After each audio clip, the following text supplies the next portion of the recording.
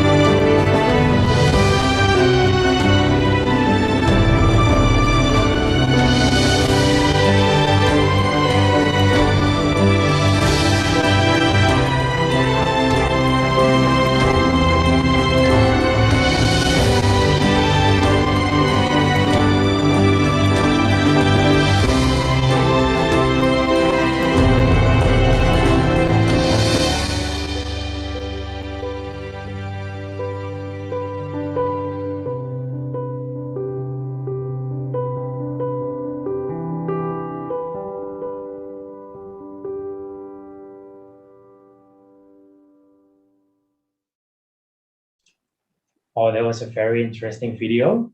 And now, without further ado, I would like to invite His Excellency Benedetto Latteri to deliver his remarks. Sir, the floor is yours. Thank you very much, Ray. And again, good morning to everybody. I'm a little bit flattened by this invitation to talk with the public in a very open way. And I'm ready to answer questions and to debate with the public today.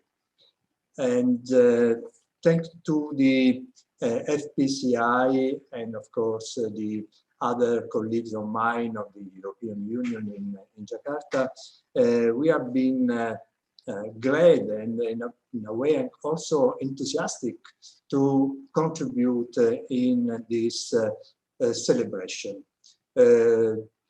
Probably you know already that the celebration is of the Europe Day, which is marked on the 9th of May, is the day when at the end of the Second World War, Europe has been overcome the war and peace has been signed in Europe. We wanted, as European countries, to mark this day of peace and victory on totalitarianism. I'm participating today at this talk, and I've also contributed with a cooking class, which for the public will be screened tomorrow at noon. So if you like, join me again tomorrow at noon, at 12 noon, and I will show you a very simple but very traditional recipe, Italian recipe. So, having said that, Europe for us Italians means respect of diversity, peace and stability. Europe has granted more than 70 years in a row of peace in its territory. And more or less we wanted, we can also make a parallelism, a comparison with Indonesia within ASEAN. Also, Indonesia wants to maintain peace and stability within the ASEAN family. And also together with the other family members, we want to challenge, to face challenges like COVID, the pandemic. Italy has been among the first countries in the world to be hit very hard by the pandemic. We have learned a lot, and now within Europe, but also outside Europe, we are sharing our knowledge about the pandemic. We are now sending expert team in many countries in need of help, aid, and also in these very hours, a lot of equipment and expert team is working in India, where the pandemic is hitting very much. What is Italy? Probably somebody among you may know a little bit of my country. Is in Europe, is in the middle of the Mediterranean. The shape is a peninsula, and we say that is the shape of a boot with a high heel, so it's a female boot. And my hometown is in an island, it's Sicily. So at the very end of the boot, against the point of the boot, there is an island. The island is Sicily. Sicily is rather a big island. If you compare with Bali, Sicily is 25,000 kilometers square meter. Bali is 5,000. Bali has more or less 4.5 million population. Sicily has 5 million. That's very in a very large sense. But the meaning of this is that I come from an island, so I'm an islander, and I feel very close to many Indonesians which are islander too. So we share some mentality probably. Italy is the south of Italy, so there is the usual confrontation between south and north, the culture of butter in food making against the culture of olive oil in the south. In the south we eat more pasta, in the north they eat more rice. And other little commonplace or cliché. About cliché, we should just, I like to show a video of a couple of years ago, but it was nice to me to show how a lot of common cliché about Italians have another meaning for us, have an importance of stressing actually which are the point of excellence in Italy. High education, first of all, and let me also say that many Indonesian students enjoy Italian scholarship. Every year we grant scholarship for high education program in Italy. And together with high education, it comes to high technologies. In the video, you appreciated how much of high technology the Italian economic system is fed. Talking about manufacturing, we are among in the world among the most innovative manufacturer, pharmaceutical, furniture, automotive, whatever you, machine tools, everything is there. Especially, we have been developing a lot of, I would say, excellence in the space industry and in the space sectors. You have probably noticed the lady making a lot of exercise, and we have among our scientists Samantha Cristoforetti, which is the European astronaut with the longest uninterrupted space flight, with almost 200 days in the space. And we have been also, I would say, very skillful in building our innovative and creative industry on a very large, long history of culture. We can start century ago, but this year we celebrate Dante Alighieri, which is the father of the Italian language. 700 years of anniversary for Dante, who was very popular in having written the Divina Commedia, Divine Comedy. So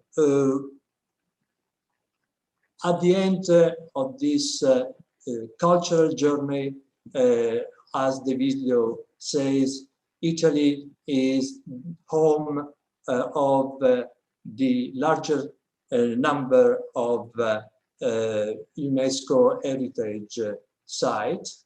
The number is 55. Just making a comparison, Indonesia has 9 UNESCO sites, and I'm working to make cooperation within them. Final words about Italy in the global arena. We are part of the G7 platform. We are part of the G20, and this year the chairmanship of G20 is Italian. Next year will be Indonesian, and we are cooperating. And Italy this year is also co-chairing with the United Kingdom of the COP26, which is probably the most important platform to challenge, to address the problem of climate changing and environmental problems, issues in this world. Probably I can stop here, and I'm already happy to take as much as possible questions from the public. All right, thank you so much, Ambassador, for your brief presentations. I think that we can all agree that Italy is a very beautiful country, you know, with amazing historical sites, travel spots, you know, like such in Rome, Cinque Terre, Florence, and of course many more tourist places, and of course with its cuisine as well. And I hope that, you know, if the situation is getting better, I think that we will be able to travel to Italy soon. Now, let's go ahead and dive into our questions and answer stations. I will be taking questions that are submitted through our YouTube chat box. I also encourage everyone to ask as many questions as possible. And please remember to state your name and affiliations before submitting your questions. All right, the first questions we have here, Tamara from Universitas Samratulangi. It's in Manado. Italy have the worst hit cities at the beginning of the pandemic. What is the current conditions of the cities, ambassadors? Thank you. I think that you have mentioned it earlier in your presentations. So maybe you could tell us, you know, how the Italy has handled the pandemic situations and what is the situation now? Great pleasure. Thank you, Tamara, for the questions. As I mentioned before, Italy has been hit badly by the very first vague of the pandemic. And we have been suffering for a long time. Very quickly, we entered in a very, very strict lockdown and self-isolation. In that moment, I was in Italy. And I can assure you that that was very strict, very largely implemented by the population, even though somebody might say that Italians are not implementing regulation. No, please believe me, Italians, my fellow Italians, they were very, very strict in applying all the regulations. Notwithstanding, we have been suffered a lot. But we all also learned a lot how to combating the disease, and very quickly we have been among the most active within the European Union to shape regulations. Please consider that the European Union has a lot of responsibilities, a lot of regulations in many, many fields, but not in the health system. So that was only responsibility for each member state. Italy was the first to advocate for a coordinating effort among Europe, because we immediately realized that the pandemic doesn't know borders, doesn't read passport, and this is a matter of every single human being in this very moment. So nobody will be safe until the last one is safe. And this is something that has been always driven by the Italian diplomacy since the outbreak of the pandemic. We went through the first wave, we went through a downturn in the numbers, but then the second wave at the end of the Italian summer, at the end of September, and then we are coping quite well the situation.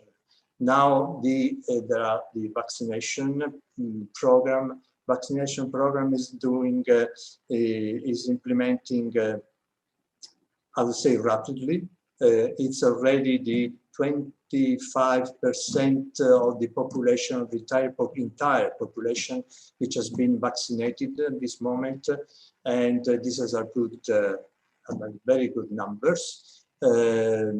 We have been working with our friends within the European Union to be proactive since the very beginning, very aggressive with the pharmaceutical companies in the procurement and in the distribution of the vaccine. In this very moment, the distribution is, I would say, the distribution is rather equitable. In Italy, the rate is growing, and we are a target to vaccinate the adult population by the end of this summer, so by September. All right, thank you so much, Ambassador. I hope the situation there is getting better. And now the next questions we have Nenes Istiqomah from Ostrach, Germany. Good morning, Ambassador. What is your opinion about the politics in Italy and the very hot situations about Renzi and Conte? Thank you. Sorry, say again? Yes. So what is your opinion about the politics in Italy and the very hot situations about Renzi and Conte? Thank you, Ambassador. Thanks for the questions. I will not go into details. Of course, the domestic politics in any country is a matter of great debate, and that may also create challenges within every single family. There has been a moment where the Prime Minister Conte has been challenged by another very popular politicians in Italy, which is Mr. Renzi. That challenge led to a crisis, and the crisis has been solved very quickly. I want to stress very, very quickly, very efficiently by this Italian system. And now at the end of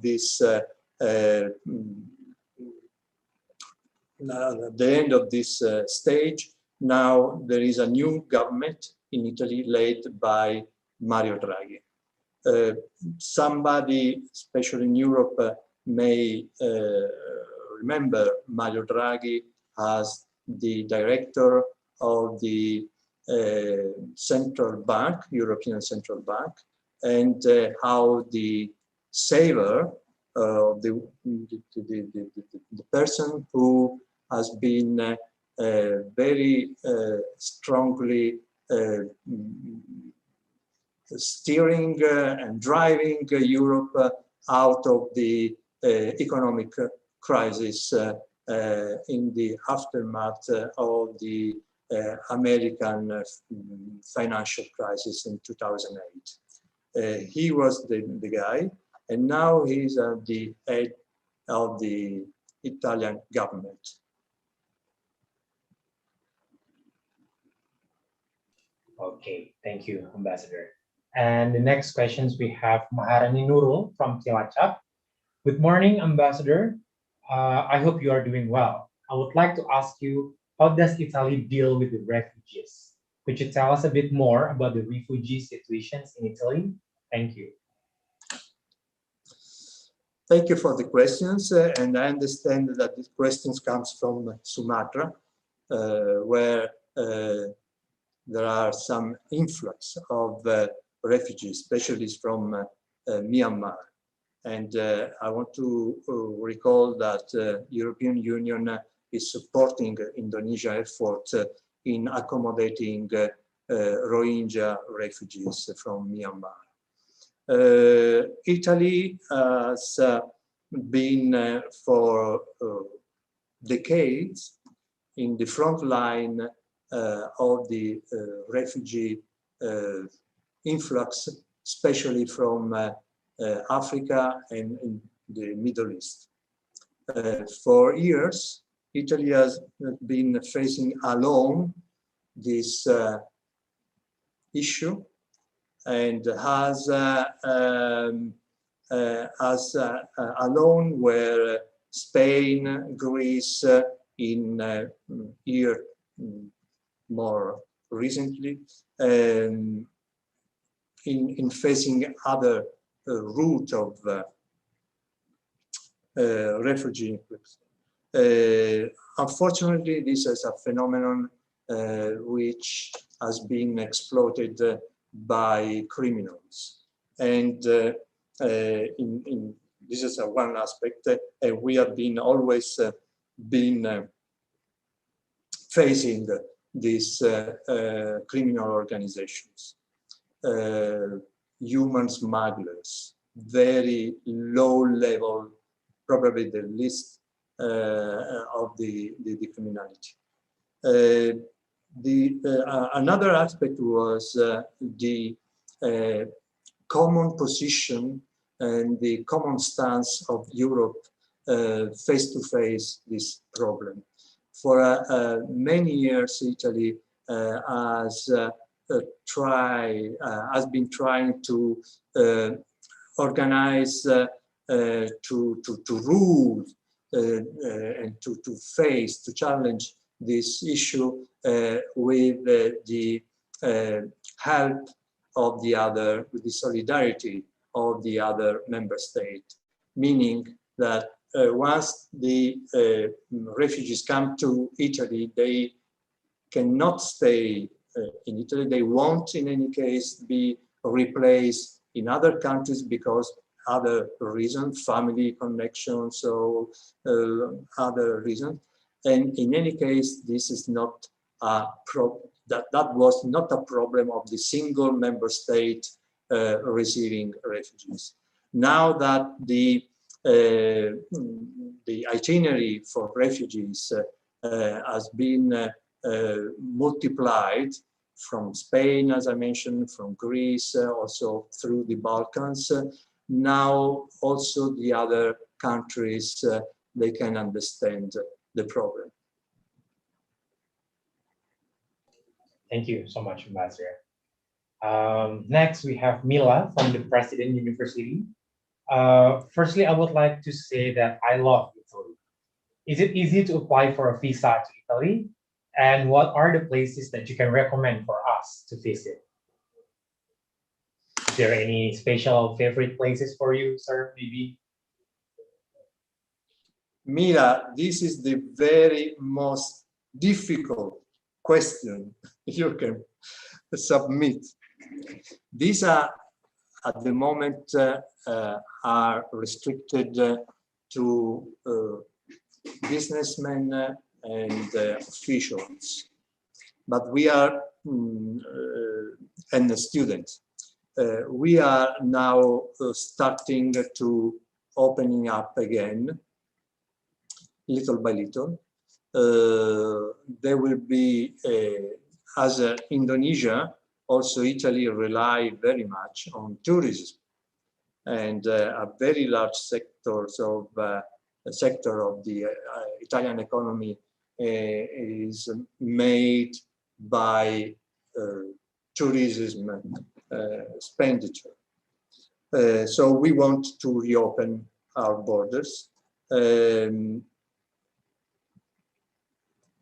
a very responsible way, considering the pandemic. Every country now is envisaging rules and methods and mechanisms how to reopen borders. In the very near future, touristic visa will be issued again. Where to go once you get the visa?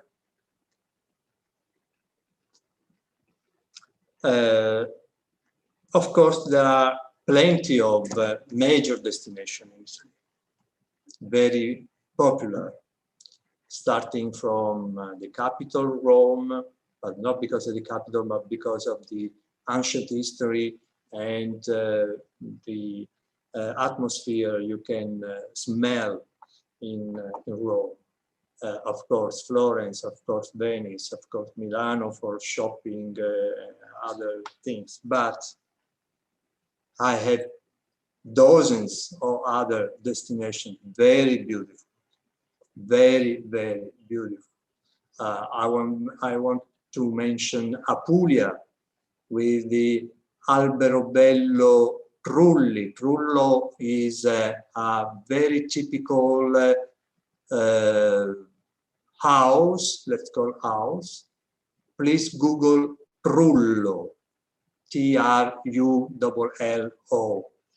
Mr. Google will show you what Trullo is, and there is an area in Apulia very beautiful because of that. You may go to Chianti if you want to drink good wine according to your religion. You might go to Sardinia and Sicily, different cultures, but again, island with the mentality of islander and experiencing, especially in Sicily, the Arab culture, architecture, and the Norman culture and architecture.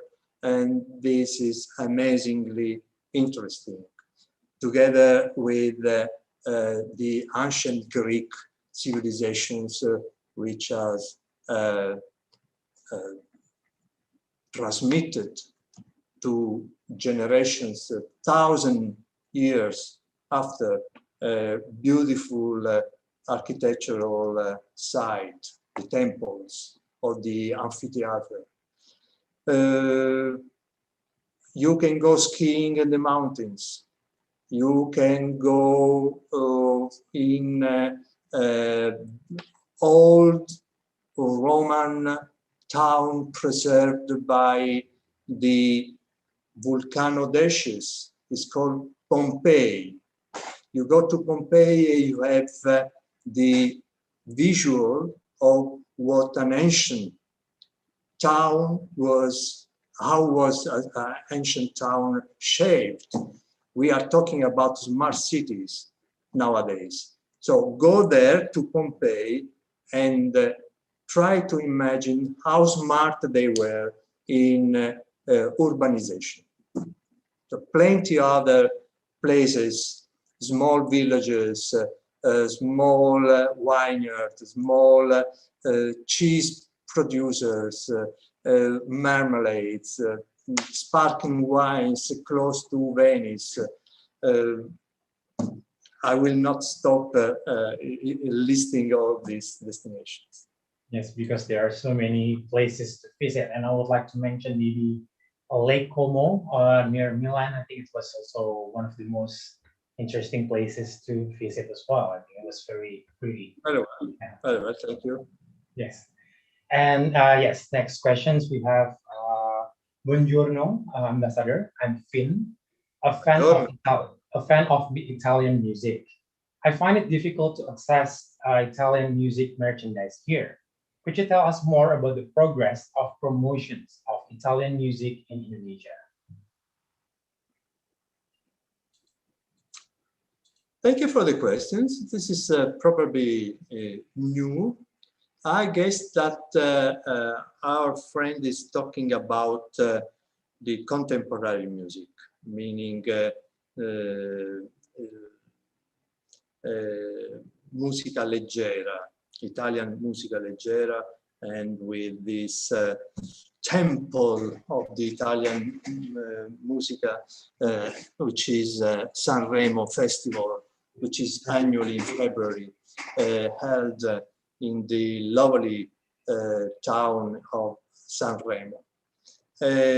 Probably he is right. There is very little in promoting this music.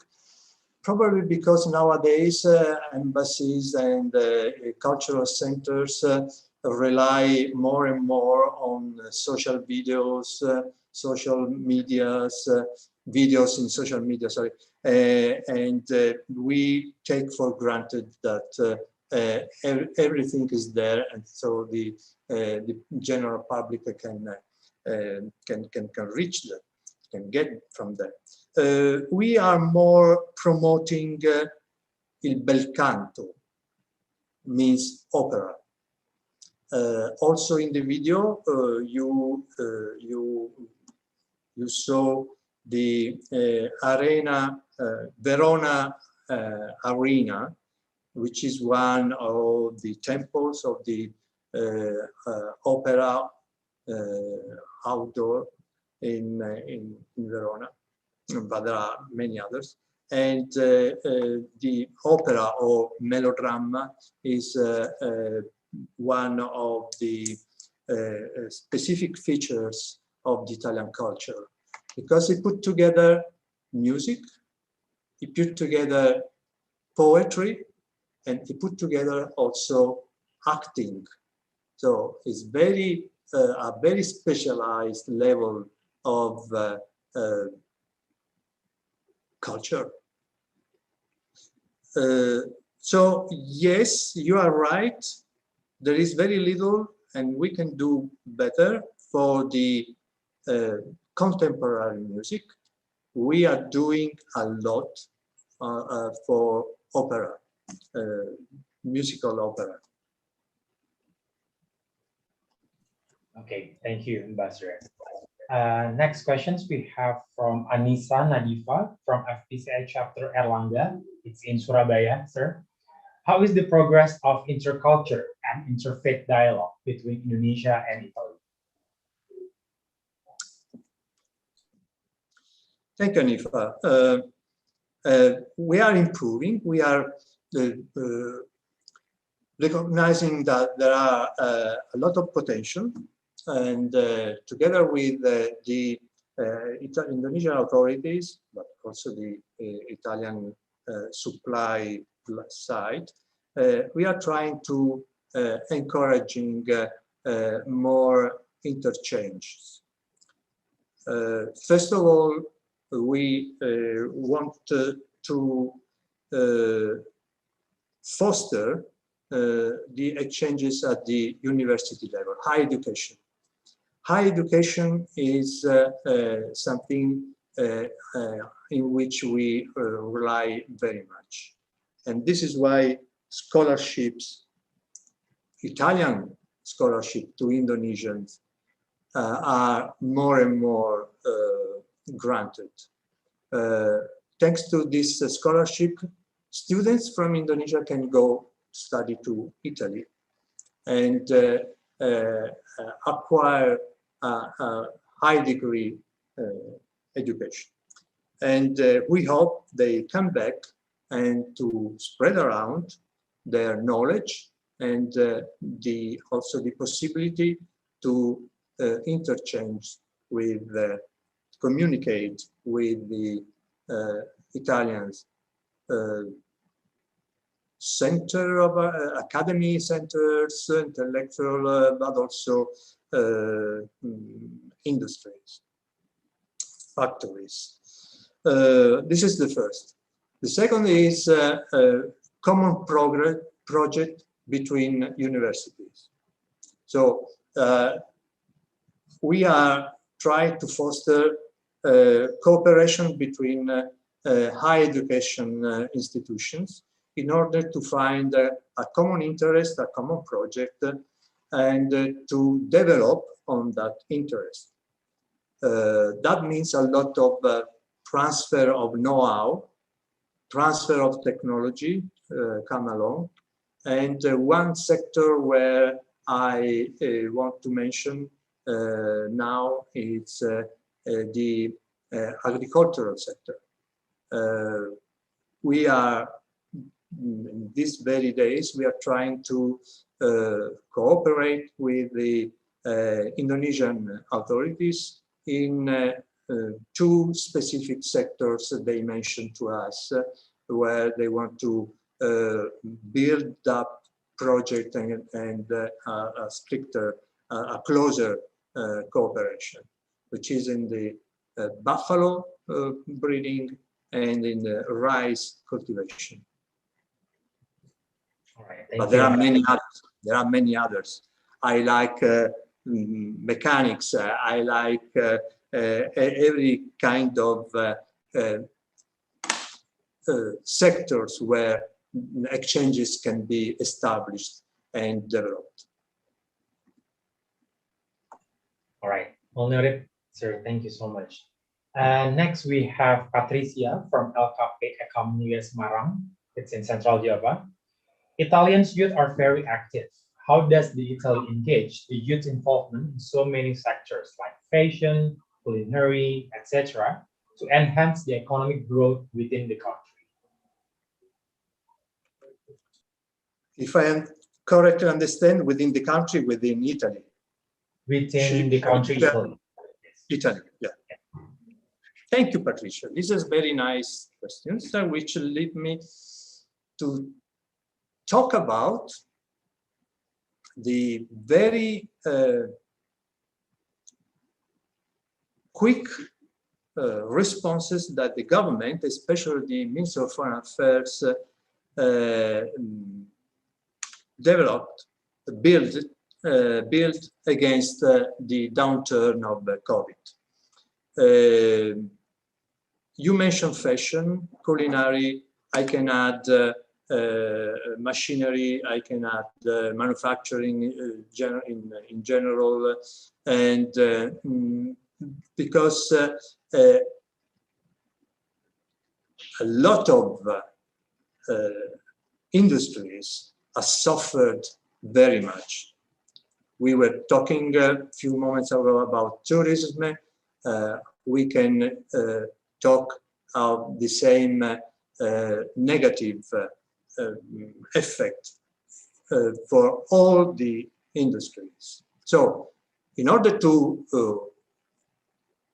try to recovery after COVID, or during the pandemic, the Ministry of Foreign Affairs developed, together with the Ministry of Finance, of course, a lot of special projects to help companies to overcome the crisis. One of these is to push for the export.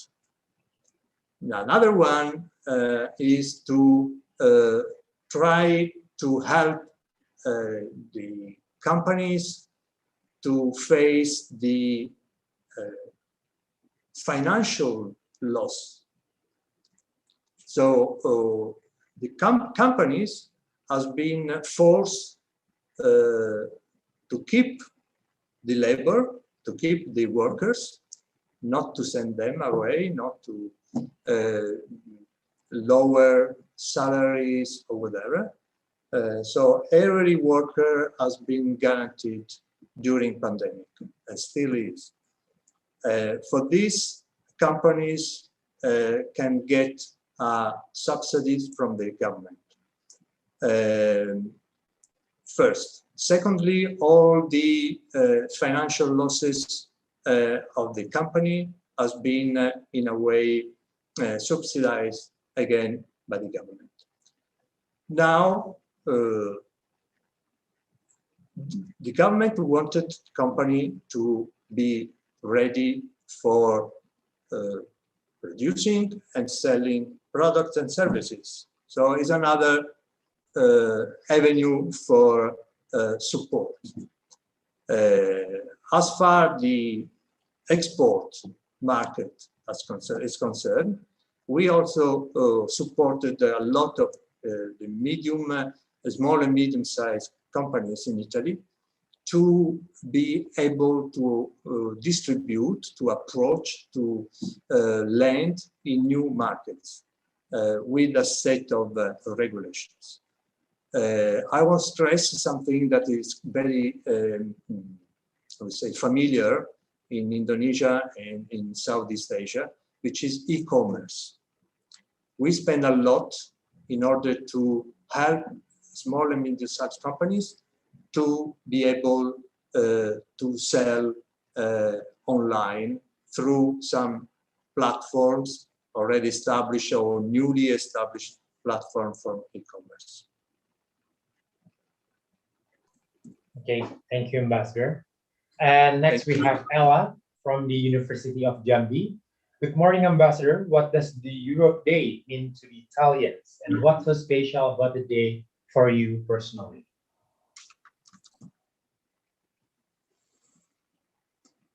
I will start with me. My grandfather, he fought during the Second World War. My grandfather and grandmother, when I was a baby, they always remind me of their personal history during the war in Italy. My mom at that time was very young, but she, of course, she was following my grandfather and my grandmother. And also she kept reminding me of the history of war. I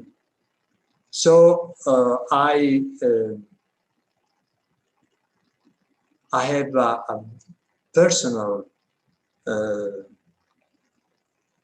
I suffered a personal impact because of the war.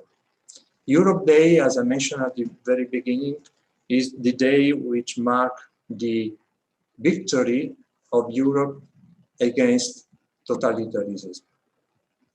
That means for me a lot. I suffered during my life also the effect of a war. I've been serving in the former Yugoslavia during the war, the civil war, which outbreak in former Yugoslavia. That was really touching from a personal point of view. A lot of friends, a lot of young people who were suffering because of the war. So I know what that means, and I'm very pleased to participate personally in the commemoration of the Europe Day. And I want also the young generation to remember that peace is a great gift that is not granted, and every one of us needs to contribute a little, but to contribute. And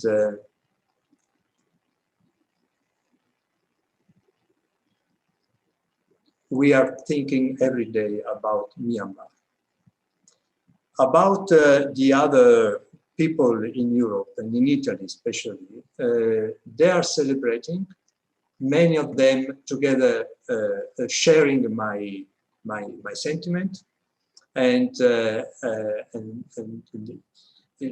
the concept of Europe is nowadays in everybody's life. It wasn't the same decades ago, of course. It was a growing but steady growing phenomenon.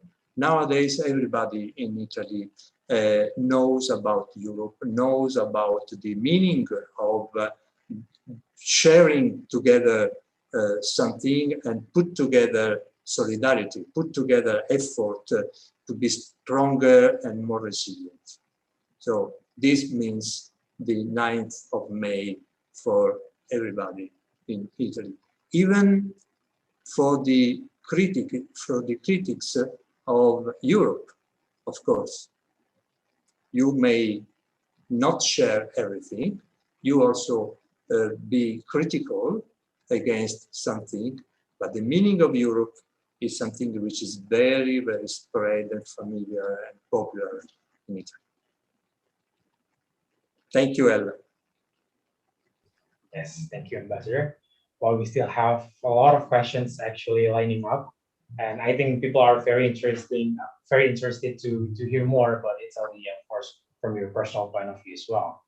And next questions, we have Vicky Salafas from Central Java. Italy has so many iconic buildings such as the Colosseum of Rome, the Pisa Leaning Tower, etc. How does Italy continue to preserve this historic site into popular tourist attractions?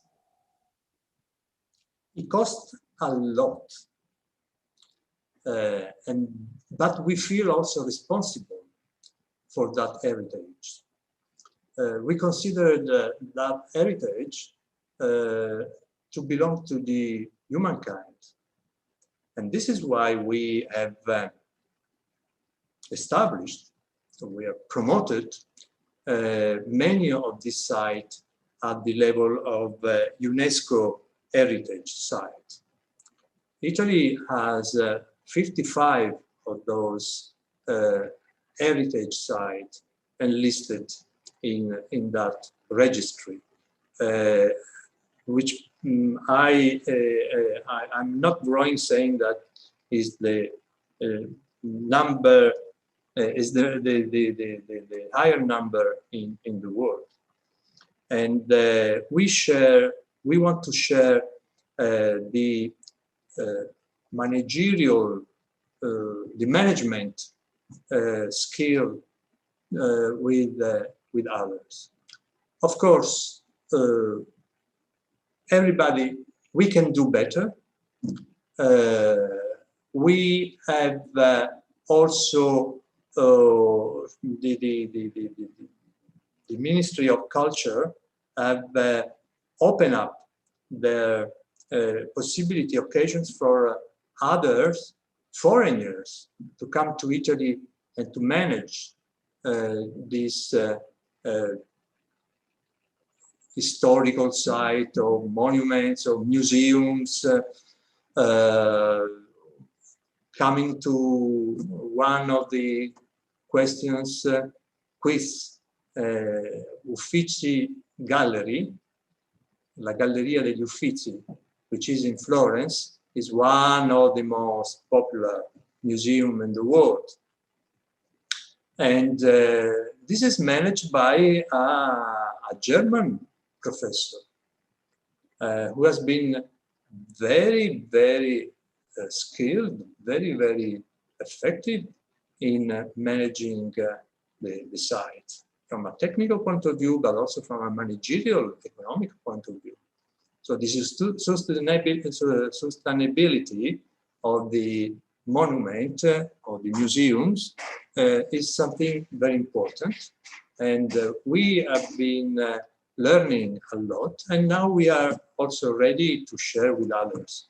This is why I mentioned before that the Italian embassy is working with the Indonesian authorities to find a way to share cooperation between UNESCO sites.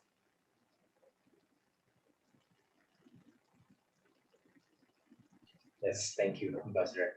Next, we have Nirzam from University of Hasanuddin from Makassar. My questions to you, Ambassador, how does the culture of Italy differs from Indonesia? And how do we, as a students, prepare for that culture if we plan to study there? Sorry, the first part of the question. Yes. How does the culture of Italy differs from Indonesia?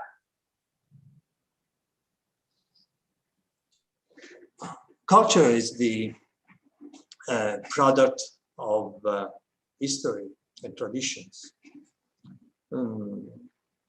We are in Europe, in the middle of Mediterranean. We have followed a certain itinerary. Indonesia is part of Southeast Asia. A lot of history, a lot of traditions.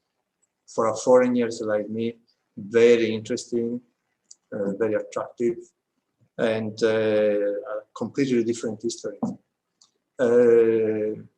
How differs a lot. There are commonalities. One of the commonalities is diversity. Italy is very diverse. In Italy, we have 20 regions. You can compare region to Indonesia province.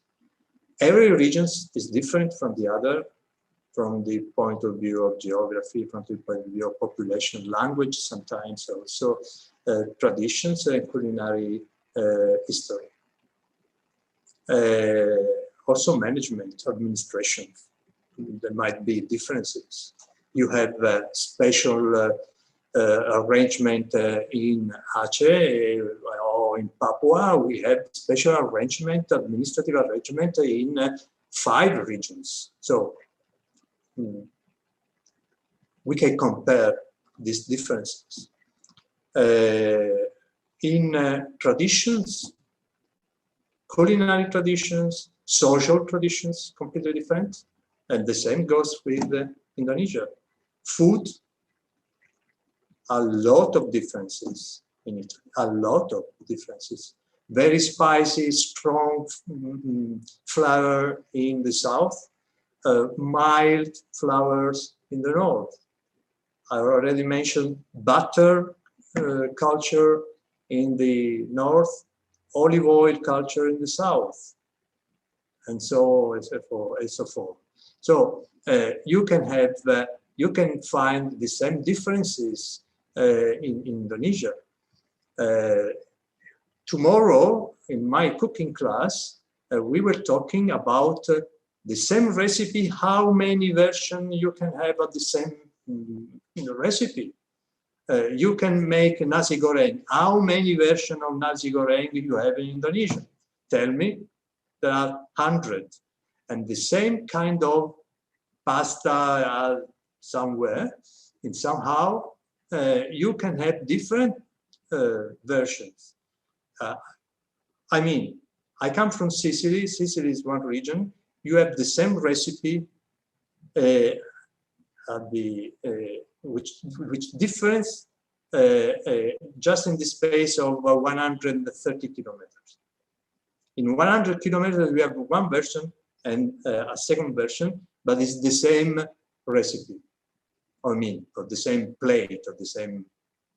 So there are differences, but these differences can make a great potentials for cooperation between Italy and Indonesia. Students, again,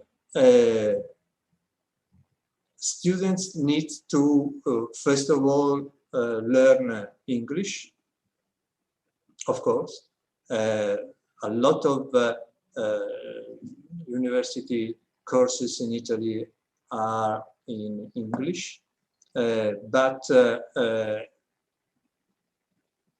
when it comes to diversity, please, as a student, please don't feel ashamed of your tradition and of your specialties, and try to build to build on these specialties and tradition.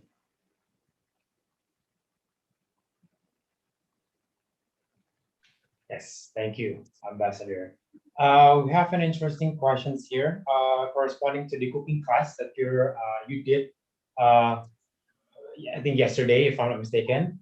It's from Edwin from Jakarta. I want to ask you a personal questions. What would you do if one of your closest family members cooking pasta using bottled sauce? Because I know the Italians are usually encouraged to cook from scratch. So what if one of your closest family members cook pasta using the bottled sauce, using like a product, like a bottle product?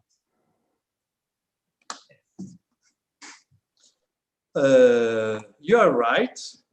We cook from the scratch, but we also cook from the can or the bottle. Usually it's tomato, kind of tomato sauce. You can have just tomato or red tomato with some flavors in it. We, as a family, we use a lot of peeled tomato in can, also in bottles. It's a puree, tomato puree. If you are really interested in that, tomorrow, not yesterday, tomorrow at noon, there will be my cooking class, and I show you how to make pasta with tomato sauce and something else, very simply, very quickly, very effective, with the help of an Indonesian chef, Mr. Degan, and Chef Degan, and you will see how to make this kind of pasta and tomato. Okay, thank you, sir. I think we will be tuning in tomorrow for your cooking class. And next we have Jasmine from Riau. How do Italy contribute to stop the climate change issue? Sorry, I didn't catch. Yeah, how does Italy contribute to stop the climate change issue? Jasmine, thank you very much. Probably you don't know that Italy is the first in Europe for differentiate collection of garbage. Instead of put all the garbage, the household garbage, in one bin and throw away, not burning, please don't burn your garbage.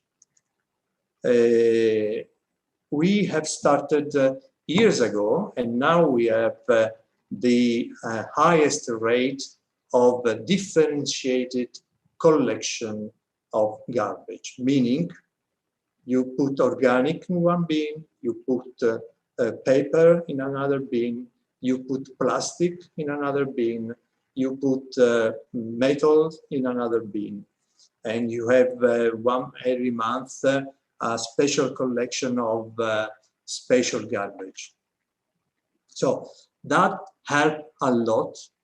First of all, in the management, waste management, which is a huge problem all over the world. And I don't like my neighbors when they burn their garbage, with their waste. Secondly, this helps a lot in the recycle process of wastes of garbages. That helped very much in reducing the exploitation of natural resources, recycling. Third, this helped a lot also in the when you dispose of this waste, of this garbage.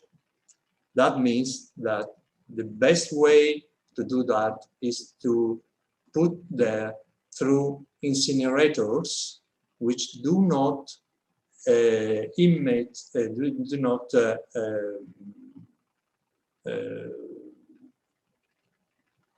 flow up the fumes and the pollution in the air. So this is one sector which has been about smart cities, about urban management, very strict, and Italy is very high. Secondly, in the management of pollution, air pollution and other kind of pollution. So our buildings are climate friendly in terms of dispersion of air conditioning, of heating system. The heating system is not anymore by fuel, but just gas. The energy sector has been went through a lot of process in order to become cleaner and cleaner. We have a lot of equipment. We spend a lot in research and innovation to capture the azote from the coal. In Indonesia, you have a lot of coal. You use a lot of coal, but you don't capture the emission in atmosphere, and this is bad for the quality of the air. We spend a lot on that. Of course, plenty there is there to be made, but we have been very, very good in that. And during the G20, Italy has pushed very much all the other countries in adopting a very good agenda in terms of climate change. Okay, thank you, sir. And to everyone, question, just me. Thank you very much. Yes, and for everyone that are tuning in from our YouTube channel, we will be taking a few more questions because of the time limited. So next questions we have Liza from Jogja. Sir, I did a little research on your background.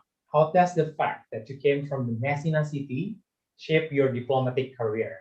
Grazie mille. I didn't catch. I need to.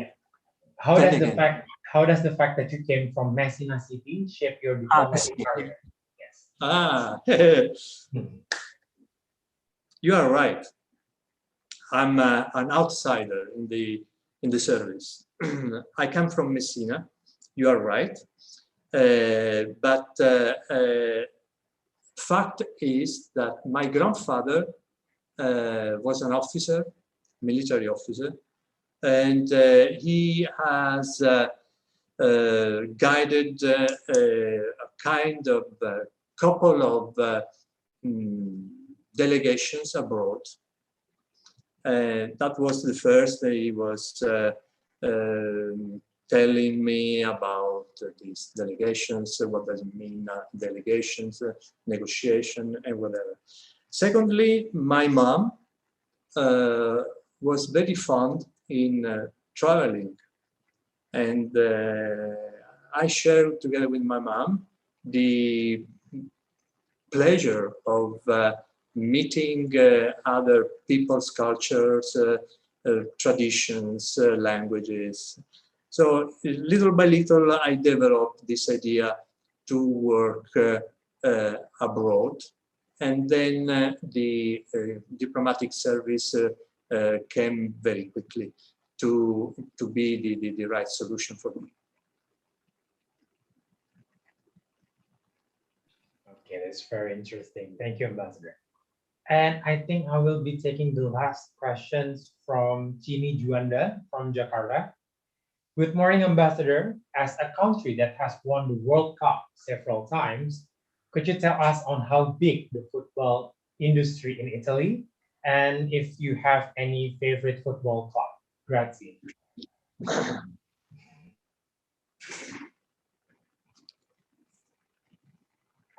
Okay.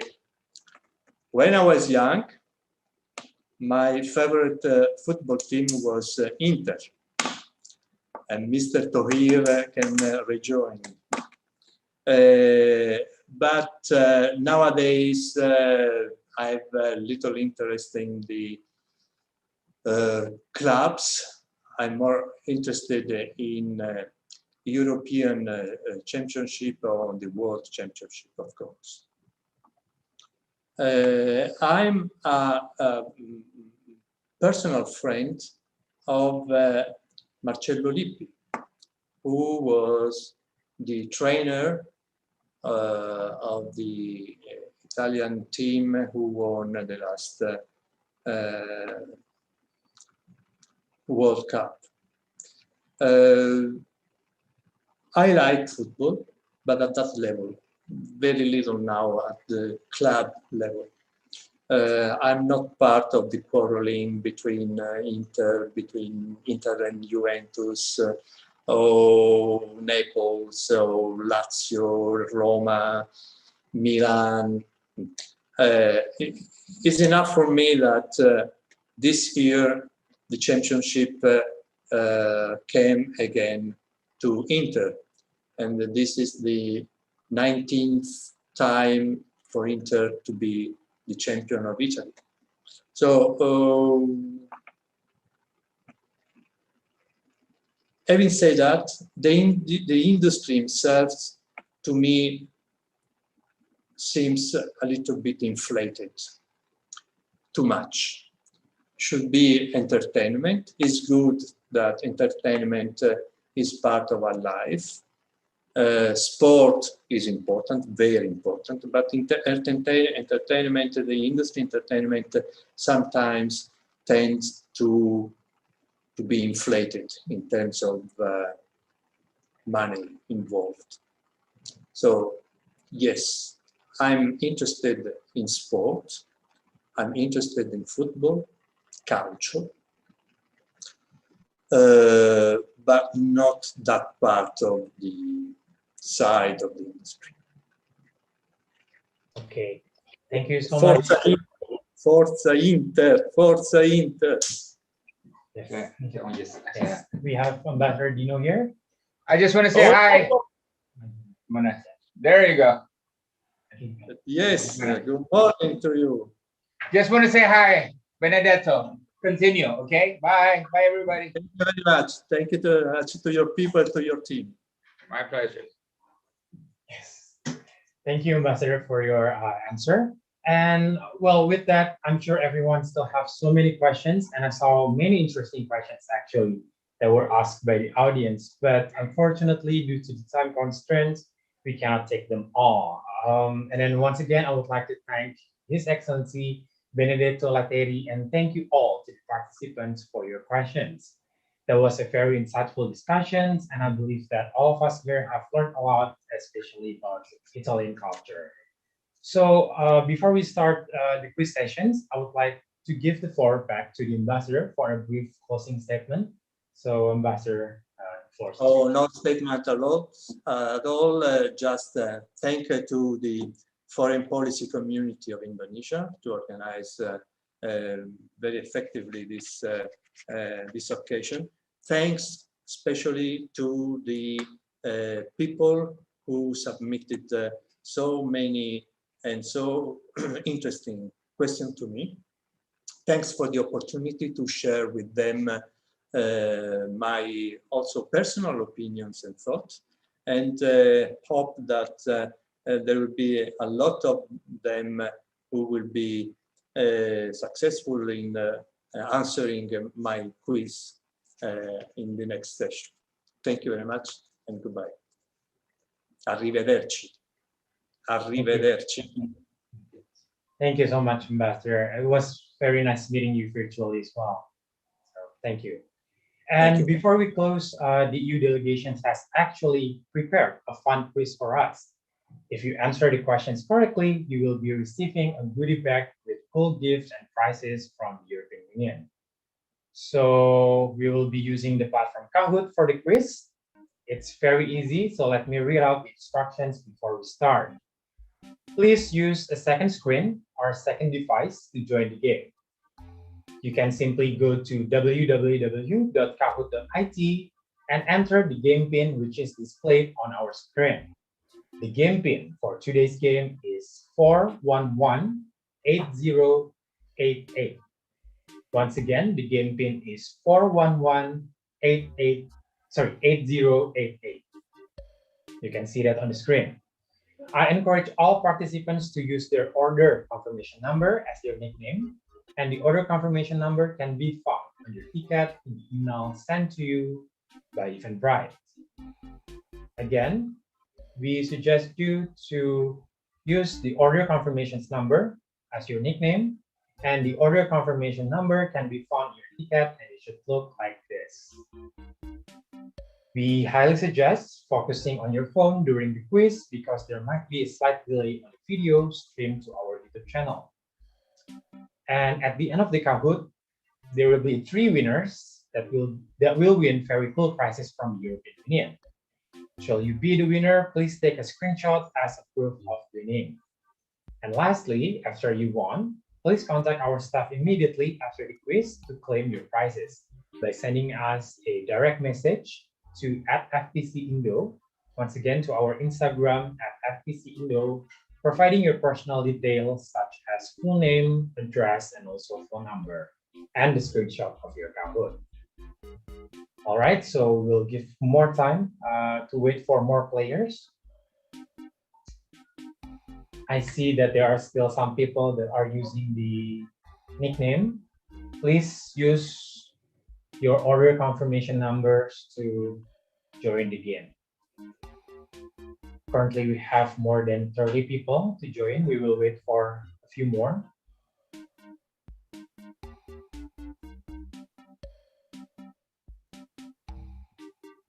The order confirmation number can be found on your Eventbrite ticket upon registering to the event. So I think we can wait until 40 and then start.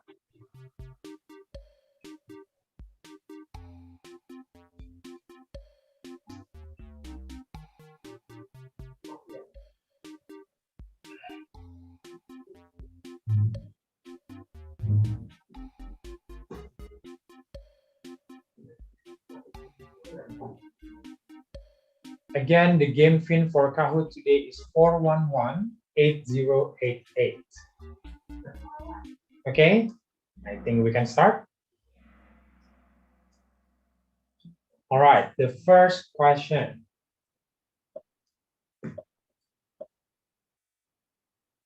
Who painted The Last Supper? Is it A, Leonardo da Vinci, Michelangelo, or Caravaggio? Who painted the famous The Last Supper painting? Is it Leonardo da Vinci, Michelangelo, or Caravaggio? And the answer is Leonardo da Vinci. Next questions we have, who holds the record for the longest uninterrupted spaceflight by European astronaut for 190 days, 16 hours below? Is it Samantha Cristoforetti, Rita Levi Montalcini, or Margherita Hart? Who holds the record for the longest uninterrupted spaceflight by European astronaut for 199 days? And the answer is Samantha Cristoforetti. I see a few people got it right. Okay, next question. Which poet wrote the Divine Comedy? Is it A, Umberto Eco? Is it Dante Alighieri or Niccolo Machiavelli? Which poet wrote the Divine Comedy?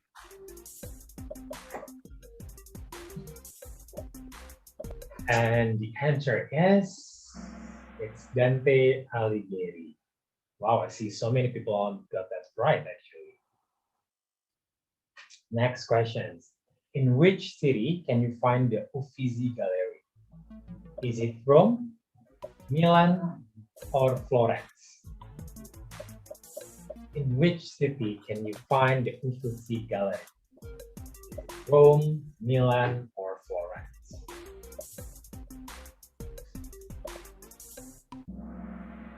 And the answer is Florence. I think the ambassador mentioned that earlier. Okay, which one of these three spots is recognized by the UNESCO as the World Heritage Site? Is it Rialto Bridge in Venice, the Dolomites Mountains, or the historical center of Milan? Which one of these three spots is recognized by the UNESCO as the World Heritage Site? And the answer is the Dolomites Mountains.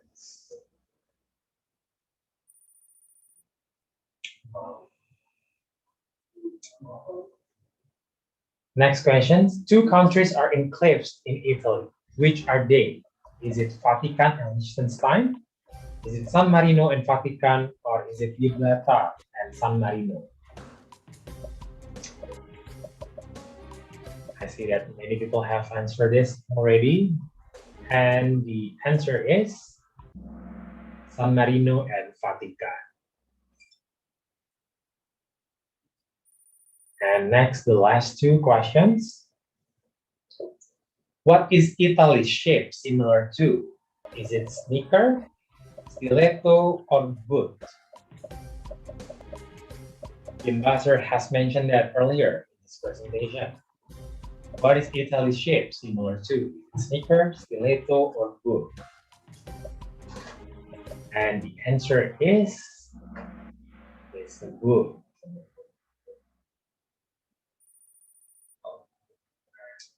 All right, the last question.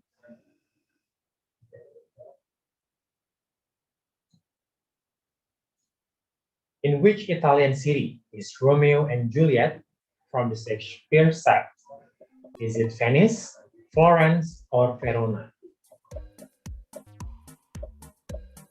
In which Italian city is Romeo and Juliet by Shakespeare set? Is it in Venice, in Florence, or in Verona? And the answer is Verona. All right, that was the end of the quiz section.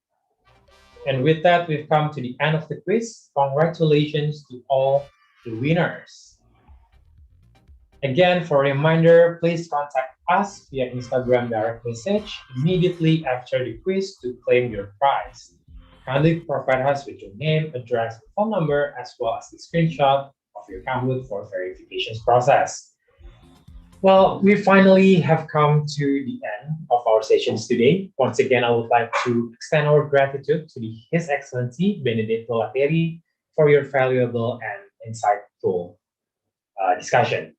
On behalf of FPCI, I would also like to extend our gratitude to the Embassy of Italy in Jakarta, the delegations of the European Union to Indonesia, as well as the audience on YouTube who have participated today. I would like to remind everyone that we still have several Ask Ambassador sessions that is part of the Europe Virtual Talks Road to Europe Day 2021. Later on today, we have Mr. Piotr Firlus, the Charge d'Affaires from the Embassy of Poland in Jakarta at 2 p.m.